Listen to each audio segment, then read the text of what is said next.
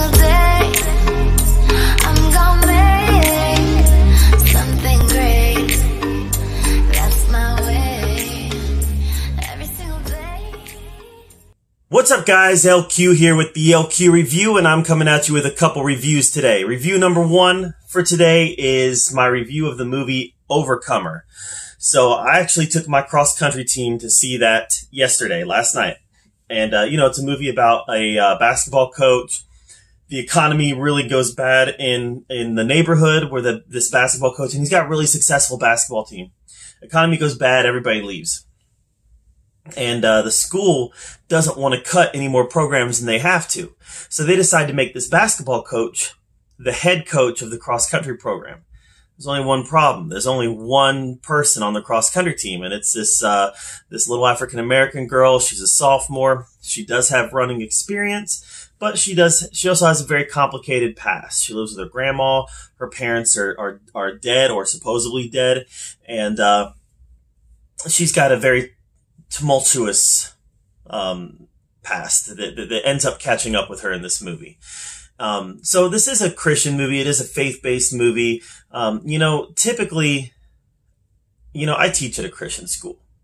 So it might be, it might be taboo for me to say this. But I do not typically like Christian movies. I usually find the acting is very poor. And I usually find that they're very corny, very cheesy. And I honestly find a lot of them to be pandering. They're pandering to the Christian community. They're painting a picture of reality as it may or may not be, or sugarcoating some aspects of the Christian life, which is especially sugarcoating evangelism. It just seems like evangelism very rarely works like it does in the movies. That's not to say that there isn't good messages in Christian movies, but I typically just don't really care for them. I don't find any high rewatchability in them. I've seen Fireproof. I've seen Courageous. I've seen all of them, or at least most of them, and most of them are one-time watches for me, and I'm just kind of, nice message. I get what you were saying, and I appreciate what you were saying, and I'm actually on board with what you were saying. I am. As a Christian, I'm on board with what you're saying, but at the same time, it's pandering, and the acting's not very good. So here's the thing about Christian movies also.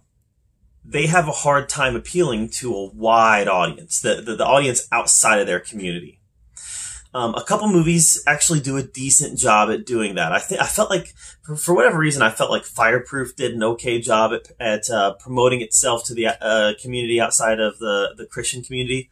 But the one that I think did it the best is a faith-based movie that I actually really, really like. And that's a football movie called Facing the Giants. Facing the Giants, it's one of the best inspirational sports movies I've ever seen. I love Facing the Giants. I feel like the message is good. I feel like the acting is okay for what it is. But the message, the storyline, I just feel like so much of it wasn't pandering. It was a rather reality-based tale on a Christian coach working with a team. I really like Facing the Giants. I think it's one of the better football movies out there, and it is a faith-based movie. So how do I feel about this?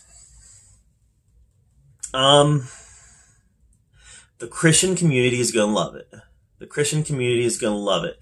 Because while it's about cross-country, and this is by the same director as Facing the Giants. In fact, the same coach from Facing the Giants is the coach in this movie as well.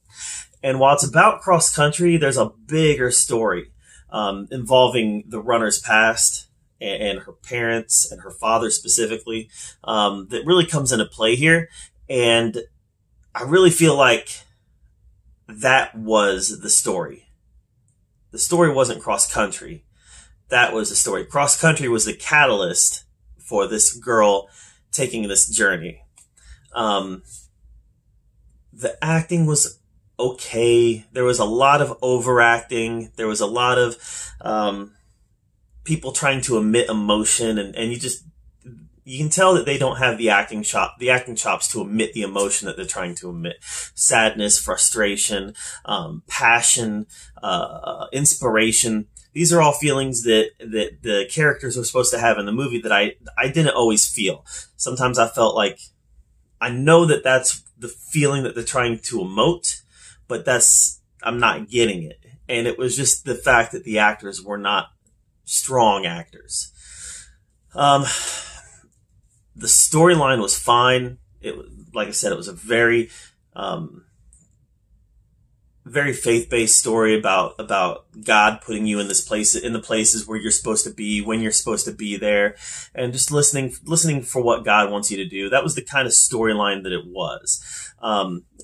Cross Country, like I said, was the catalyst. I think you can say it was a cross-country movie, but it was really a movie about the one girl learning about her past, reconciling her past, so she can, go on, so she can, live the rest of her life. And at that part, the movie succeeded. From a cross-country point of view, I'm a cross-country coach. I don't know that the movie always succeeded. It did things, said things. I mean, there are just things that happen in the movie that isn't cross-country reality.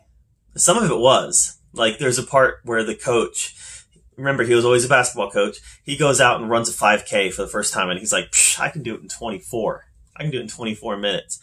And he ends up doing it in like 32, and he collapses at the end, and he says, why would anybody want to do this? Why would anybody want to do this?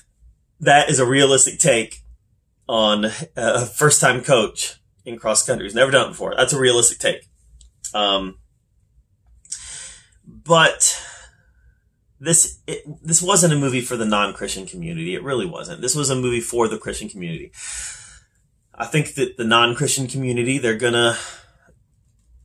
would find it cheesy. They would find it corny. And they would look at the message. And while I believe that there's a valuable message, I believe there's a valuable message even for people who are not Christians.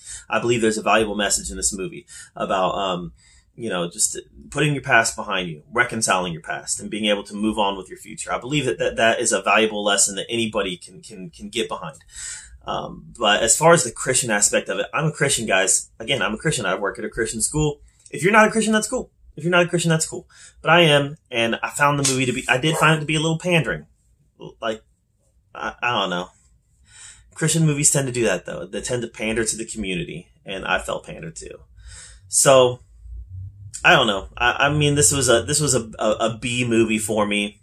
I think if you're not a part of the Christian community, you're going to give it a C, or maybe even lower. But for me, who I am, the type of person that I am, the things that I look for in movies, and I love inspiration. I love inspirational movies. So just the things that I'm looking for, I'd give it a B. So that's my take on it. What is your take on it? That's the important thing. Have you seen Overcomer? What was your take on it? Did you like it? Did you not like it? Let me know in the comments down below. Make sure you subscribe to my channel.